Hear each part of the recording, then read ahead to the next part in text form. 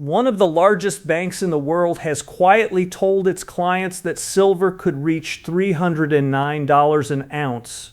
Silver is trading right now at around $60. That is not a typo, and it is not a fringe prediction from someone selling coins on the internet. It is a published figure from Bank of America, one of the most powerful financial institutions on the planet, and almost none of the people who own silver have any idea it exists.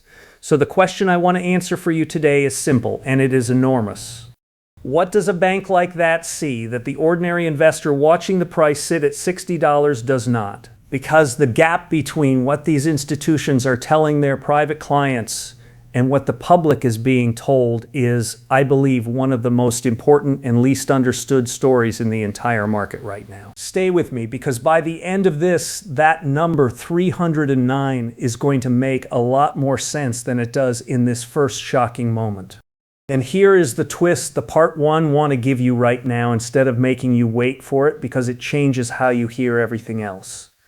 That $309 figure is not the bank's baseline prediction. It is what they call a bull case, a scenario. But the same institutions publishing these figures are, in their public-facing commentary, far more cautious, far more muted. The loud message the public hears is that silver crashed, that the rally is over, that the metal is dead money. The quiet message in the notes that go to clients is a set of price targets so high they would sound insane if you said them out loud at a dinner party.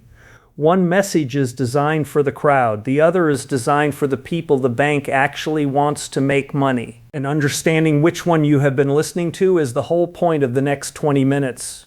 But before I go further, I want to know who is in the room with me today.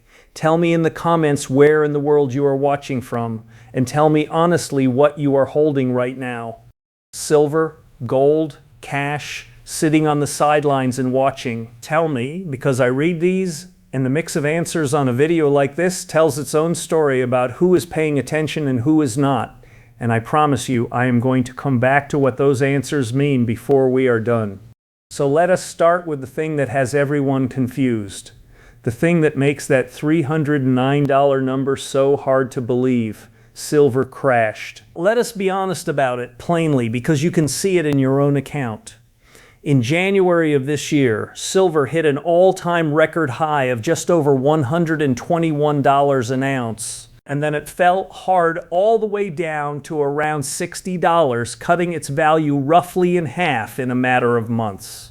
If you bought anywhere near that peak, you are staring at a painful loss right now, and no amount of talk about bank price targets changes how that feels. So how, in the same year that silver lost half its value, can a major bank be telling its clients it might reach 300?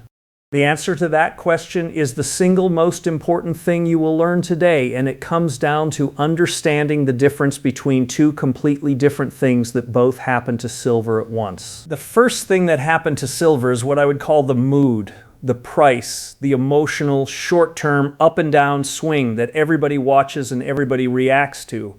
And the mood turned sour this year for reasons that have nothing to do with silver itself. The Federal Reserve turned more aggressive on interest rates, and when rates are expected to rise, metals that pay no interest like silver become less attractive to the fast money, so it flowed out. Then conflict in the Middle East pushed oil prices up, which stoked fears of inflation, which made the Fed look even more likely to keep rates high, which pushed silver down further. And on top of all that, a huge amount of borrowed, leveraged money that had piled into silver near the top was forced to sell all at once when the price turned, which turned an ordinary pullback into a violent crash. That is the mood. That is the $60. It is real, but it is temporary, and it is emotional, and it tells you almost nothing about where silver is actually heading over the next few years. The second thing that happened to silver, the thing the banks are actually looking at, is the physical reality. And the physical reality is moving in the exact opposite direction from the price. If you are finding this useful already, take a moment to like this video and subscribe, because what I am about to explain next is the part that makes that $300 number stop sounding crazy, and I do not want you to miss it. Here is the physical reality. The world is running out of available silver, and it is not close. For the 6th year in a row, the world is going to use more silver than it produces. Every single year, humanity digs up and recycles a certain amount of silver. And every single year for 6 years running, we have consumed more than that. And the difference has been made up by draining the stockpiles that were built up over previous decades. Think about what that means. There is a giant buffer of above-ground silver that the world has been quietly eating into year after year, and a buffer only drains once. When it is gone, it is gone. And by some estimates, the cumulative shortfall over these years now adds up to something close to a full year of the entire world's mine production simply vanished from the available supply. The price fell in half this year. The shortage got worse. Those two facts sitting side by side are the entire story. Now, you might reasonably ask, if silver is running short, why do the miners not simply dig up more of it? And this is where silver hides one of the strangest secrets in the entire world of commodities, a fact that almost no ordinary investor knows, and it is the key to why this shortage cannot be easily fixed. Most of the world's silver is not mined on purpose. It comes out of the ground as a byproduct, a leftover from mining other metals, mostly copper, lead, and zinc. The silver is almost an accident, which means that even if the price of silver triples, the mining companies cannot simply respond by producing much more of it because their production is chained to the demand for copper and zinc, not to the price of silver. You could set the price of silver on fire and supply would barely budge. This is the trap. Demand is exploding, supply physically cannot respond, and the buffer that has papered over the gap for 6 years is running dry. And what is driving that exploding demand? This is the part that separates today's silver from the silver of your grandfather's era. Silver is no longer just a precious metal that people hold as money. It has become one of the most critical industrial materials in the modern economy. It is in every solar panel being installed in the enormous global push toward renewable energy. It is in electric vehicles. And increasingly, it is in the vast data centers being built to power the artificial intelligence revolution, an industry that barely existed a few years ago and is now consuming raw materials at a staggering rate. These industrial buyers do not care about the price the way an investor does. They need the silver to build their products, and they will pay whatever they must to get it, because a solar company with orders to fill cannot simply wait for a better price. This is price-insensitive demand, and it is colliding right now with a supply that cannot grow. That collision is what the banks are looking at when they write down a number like 309. Let me make this real with two people, because the numbers only matter when you see how they land in an actual life.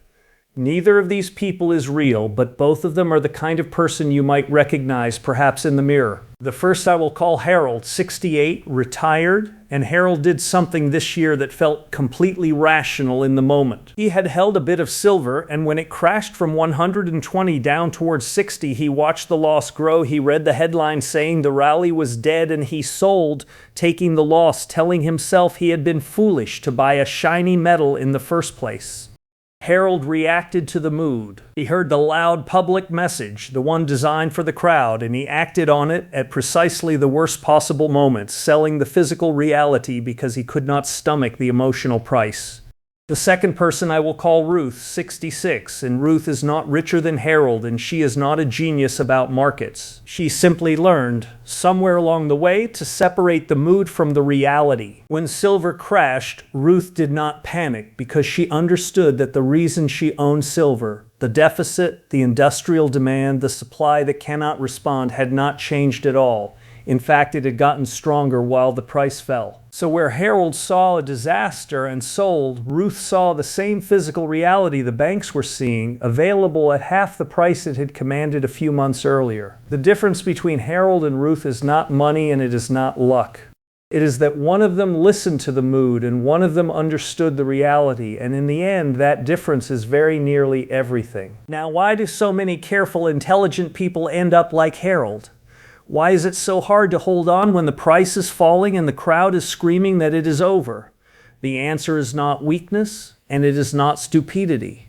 It is biology, and understanding it is genuinely the most useful thing I can give you today. When you see the value of something you own falling fast, the part of your brain that processes physical fear, the same ancient machinery that kept your ancestors alive when a predator appeared, fires off before the rational thinking part of your brain has a chance to weigh in. A falling price is not registered by your body as a data point. It is registered as a threat, and your body floods with the chemistry of panic, which screams a single instruction: get out, get to safety, sell. Meanwhile, the crowd around you is doing exactly the same thing, and there is a second ancient instinct just as powerful that tells you it is safe to run when the whole herd is running. Harold did not make a financial decision. He made a biological one, driven by machinery that is superb for escaping lions and catastrophic for navigating markets. The people who succeed are not the ones without fear. They are the ones who learned to recognize the feeling of that panic, and to understand that the feeling itself is very often the exact opposite of what they should act on. And there is one more force at work here that most Western investors never even hear about, and it may be the most important of all because it is a deliberate act by the largest player in the entire silver world. China is the world's largest refiner of silver, the country that processes more of the metal than any other.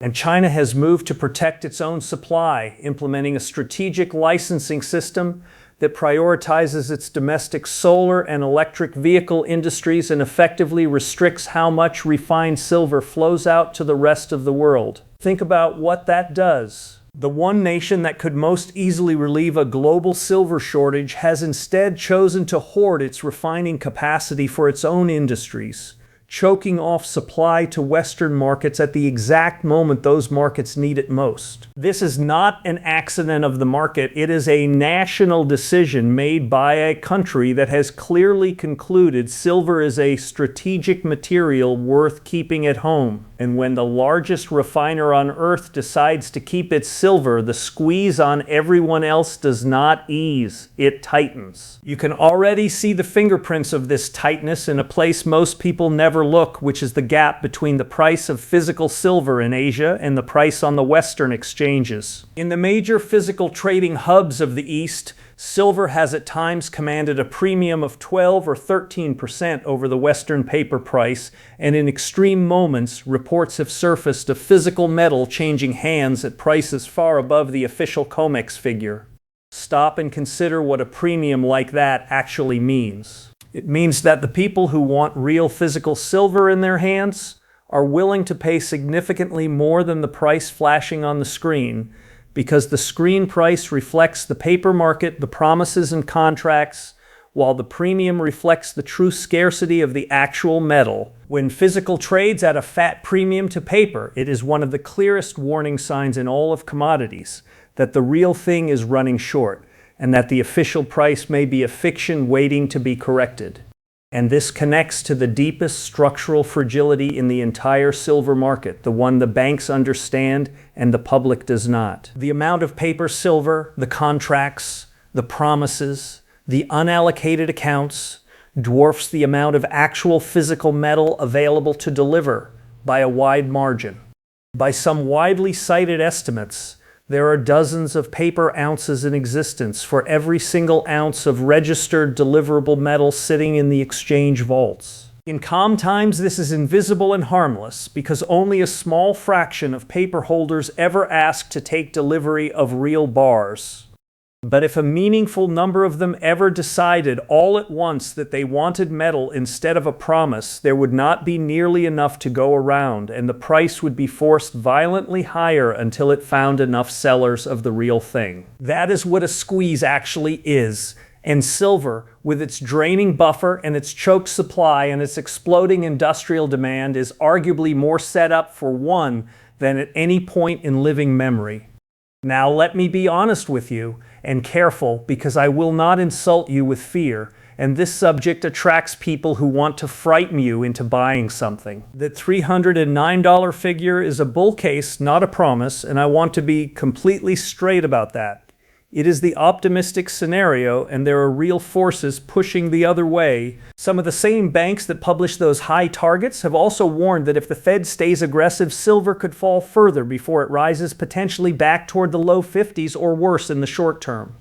Solar manufacturers, feeling the pinch of high prices, are actively working to use less silver in each panel, which could soften demand over time. And silver is genuinely volatile, capable of falling just as violently as it rises, which is exactly what makes it dangerous for anyone who cannot stomach a wild ride.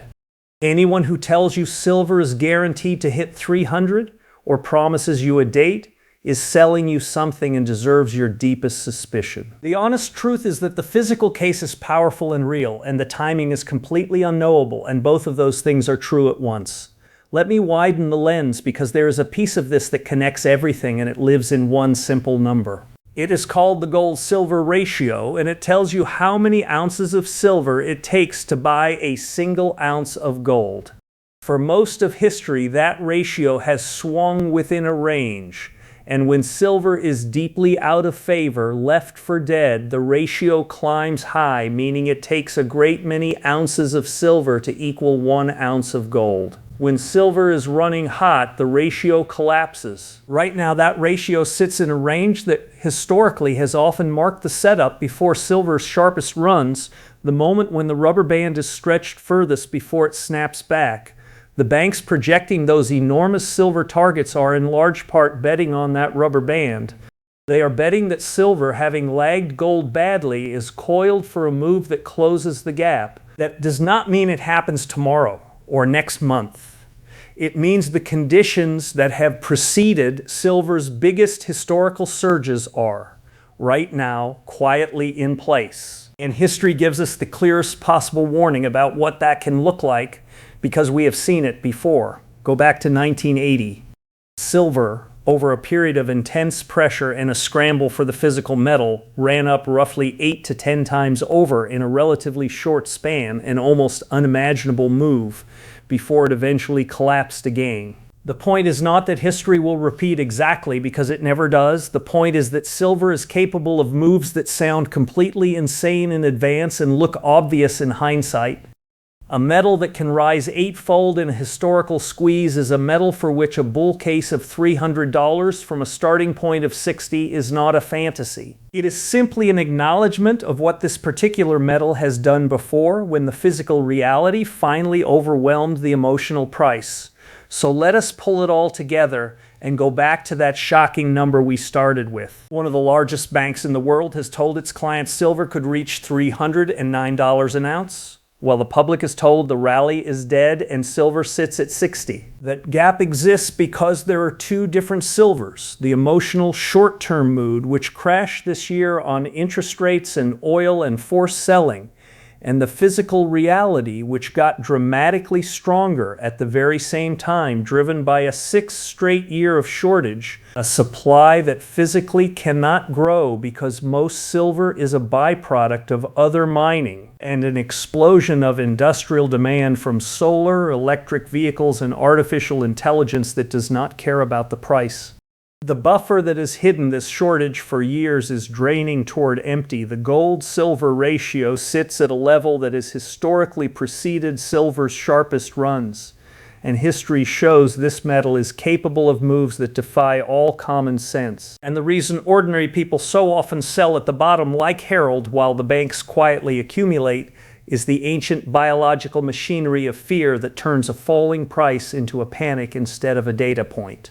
So here is what I want you to carry away, framed as plainly as I know how. The most important thing is not whether silver hits $300 or $150 or falls to 50 first before it does anything at all.